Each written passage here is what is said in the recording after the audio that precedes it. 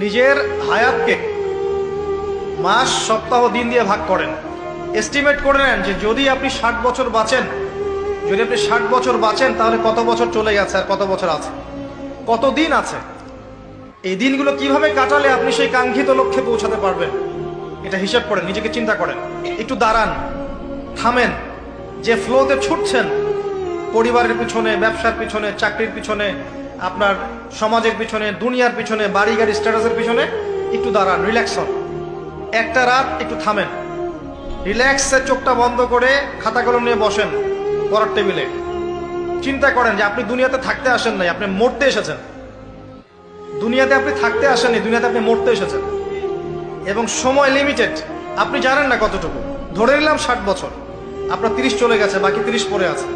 এই বাকি 30-এর শেষ 10 বা 5 আপনি আমল করতে পারবেন না চাইলেও। যে স্পিড এখন করতে পারছেন ওই স্পিডে পারবেন না, পসিবল না। এখন আপনার হাতে 20-25, এটাকে দিন দিয়ে ভাগ করেন।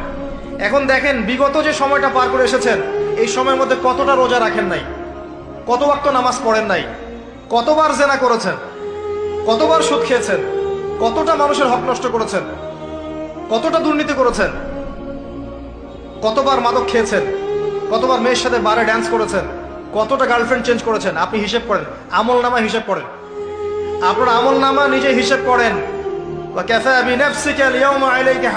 দিন আসার আগেই হিসেব করে ফেলেন।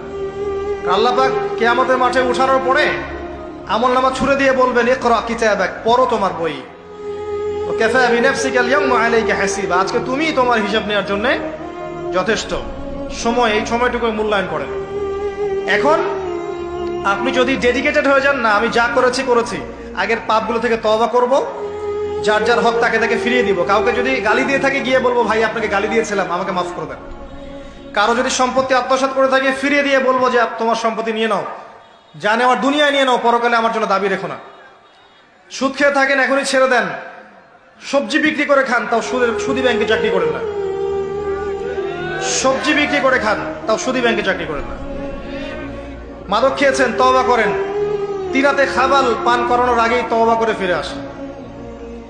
রোজা রাখেন নাই, হিসেব করেন কতগুলো রোজা রাখেন নাই, চেষ্টা করেন আদায় করে দেওয়ার জন্য, চেষ্টা করেন।